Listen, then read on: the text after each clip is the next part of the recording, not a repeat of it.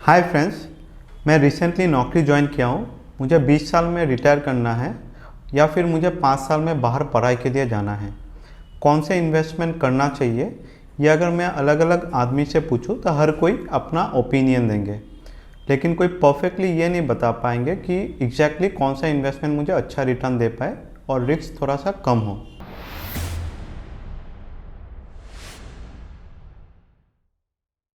मैं रामकृष्ण रॉय मुद्रा मैनेजमेंट के चैनल से एसेट एलोकेशन के ऊपर आज हम लोग डिस्कशन करेंगे। एसेट एलोकेशन होता क्या है?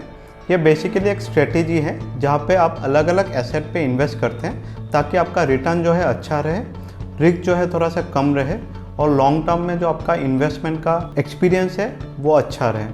तो इसमें हम लोग अलग अलग एसेट जैसे कि मान लीजिए इक्विटी, डेट, गोल्ड या रियल एस्टेट में इन्वेस्ट कर सकते हैं। लेकिन ये डिटरमाइन कैसे होता है एसेट एलोकेशन? ये मेनली आपका कुछ चीज़ों पे डिपेंडेंट है, जैसे कि मान लीजिए आपका एज कितना है, आपका इन्वेस्टमेंट का होराइजन क्या है, या फिर आपका इनकम का जो स्टेबिलिटी है वो कितना स्टेबल है, या आपका रिस्क एपिटाइट जो आपका पास्ट एक्सपीरियंस है इन्वेस्टमेंट को लेकर वो कैसा है। इसी को अगर हम लोग देखते हैं तो इसमें दो चीज़ों का और ध्यान में रखना पड़ता है। वो एक है स्ट्रेटेजिक इन्वेस्टमेंट और एक है टेक्टिकल इन्वेस्टमेंट। वो हम लोग आगे बात करेंगे इसी वीडियो में।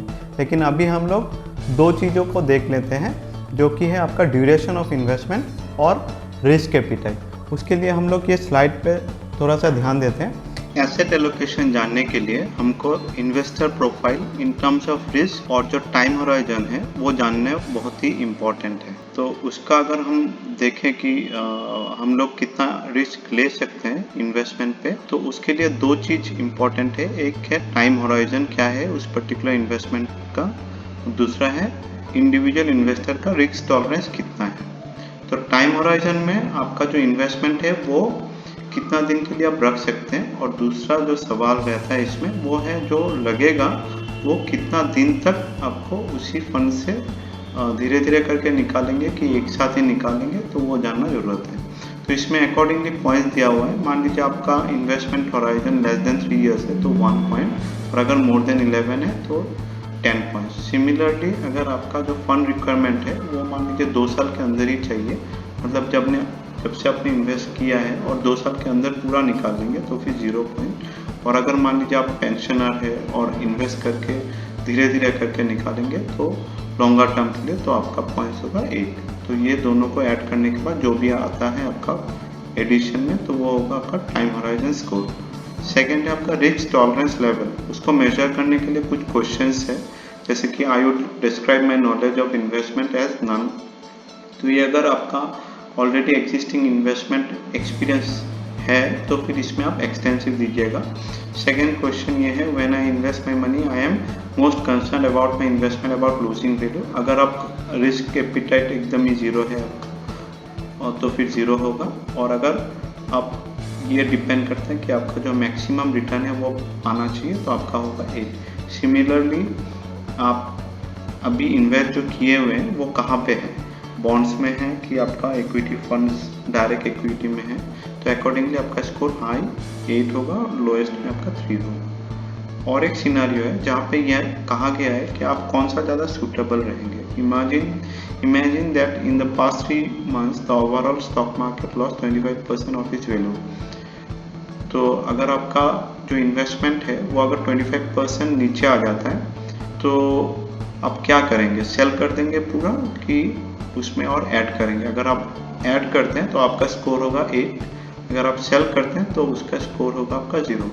सिमिलरली और एक सिनारियो है जहाँ पे हाइपोथेटिकली हम लोग कुछ लिए हैं, जैसे कि एवरेज में आपको 5.4% मिल रहा है, जहाँ पे वर्स्ट केस में 0%, मतलब आप एवरी काइंड ऑफ रिटर्न चाहिए। और बेस्ट सोल्यूशन में आपका क्या आ सकता है 50% इन पॉजिटिव टर्म्स, और वर्स्ट केस सिनारियो में -20। तो अगर आप चाहते हैं कि आपका रिटर्न सबसे ज़्यादा होना चाहिए, रिस्क का कोई दिक्कत नहीं है, तो फिर आपका स्कोर होगा 10। अकॉर्डिंगली हम लोग ये दो लेवल पे देखेंगे कि आपका टाइम होराइजन क्या है स्कोर और रिस्क टॉलरेंस स्कोर क्या है। ये दोनों को मेजर करने के बाद आपका जो एसेट एलोकेशन है उसको हम डिटरमाइन कर पाएंगे कि आप एग्रेसिव है कि कंजर्वेटिव है। अगर दोनों ही आपका टाइम होराइजन भी ज़्यादा है और अगर रिस्क एपिटाइट भी आपका ज़्यादा आता है तो आप एग्रेसिव एलोकेशन कर सकते हैं, जहाँ पे 50% large cap, 25% small cap, 25% international equity, 20% small cap में आप इन्वेस्ट कर सकते हैं। और अकॉर्डिंगली अगर कंजर्वेटिव आता है आपका तो अकॉर्डिंगली आपका कैश पोजीशन ज़्यादा रहेगा और फिक्स्ड इनकम ज़्यादा रहेगा और इक्विटी एकदम थोड़ा या फिर बहुत कम एलोकेशन में आपको सेटिस्फाई होना पड़ेगा। एसेट एलोकेशन और एक चीज़ पे डिपेंड कर सकता है और वो सिंपल सा मेथड है थंब रूल के अगेंस्ट में। थंब रूल यह कहलाता है कि आपका जो एज है 100 माइनस एज आपका इक्विटी एलोकेशन होना चाहिए। मतलब आपका अगर एज है 30 ईयर्स तो फिर 100 माइनस 30 तो 70% होना चाहिए आपका इक्विटी। अकॉर्डिंगली 30% जो है वो बाकी आपका कैश और डेट में होना चाहिए। अकॉर्डिंगली अगर आपका एज ज़्यादा है तो 70 अगर है तो फिर 30% जो है आपका इक्विटी में रख सकते हैं। लेकिन ये मोर और लेस काफ़ी हद तक थंब रूल जैसा कि नाम से ही पता चल रहा है कि ये एक बेसिक सा कंसेप्ट है, लेकिन इस पे आप ज़्यादा फोकस मत कीजिएगा। इससे बेहतर है कि आप जो है आपका खुद का रिस्क एपिटाइट जानने के लिए जो पहले डिस्कशन हुआ है उस पे देख लीजिए आपका स्कोर क्या आता है और अकॉर्डिंगली आप लोग एलोकेट कर सकते हैं। और एक चीज़ जो कि पहले मैं डिस्कस कर चुके हैं, स्ट्रेटेजिक और टेक्टिकल। स्ट्रेटेजिक जो रहेगा उसमें यह रहेगा कि आपका जो एसेट है वो टाइम टू टाइम हम लोग कैसे मेंटेन करते हैं। जैसे मान लीजिए आपका जो रिस्क टॉलरेंस है और टाइम होराइजन है उसमें हम लोग ये देखा है कि इक्विटी एलोकेशन 70 होना चाहिए और डेट एलोकेशन 30। तो अकॉर्डिंगली आपका अगर मार्केट बढ़ता है, मान लीजिए आपका मार्केट का जो रिसेंट पास्ट में रिटर्न देखा गया है उसमें जो आपका परसेंटेज वेटेज है वो 70 के जगह 75 बन जाएगा। तो इसी को आपको टाइम टू टाइम रीबैलेंसिंग करना है। और टेक्निकल एलोकेशन में ये देखा जाता है कि जो इक्विटी मार्केट है वो प्रेजेंटली कैसा है और फ्यूचर में कैसे हो सकते हैं। मान लीजिए आपका एलोकेशन 70% पे है लेकिन फ्यूचर में ये रिटर्न अच्छा देगा और एलोकेशन आपको बढ़ाना है, तो अकॉर्डिंगली आप जो है इसको 80% तक लेके जा सकते हैं। तो आज हम लोग इस वीडियो में देखें कि कैसे आपको एक सिस्टमेटिक, एक साइंटिफिक अप्रोच में कैसे आप एलोकेशन कर सकते हैं और अकॉर्डिंगली आपका जो एक्सपीरियंस है उसको कैसे बेहतर किया जा सकता है, कीपिंग इन माइंड कि आपका रिस्क उस इन्वेस्टमेंट का कितना रहेगा और रिटर्न आपको कितना चाहिए। तो thank you for watching the video today. Please like, share and subscribe to our videos. और कोई भी कमेंट अगर है तो आप कमेंट सेक्शन में बिल्कुल विदाउट एनी हेजिटेशन दे सकते हैं। Thank you.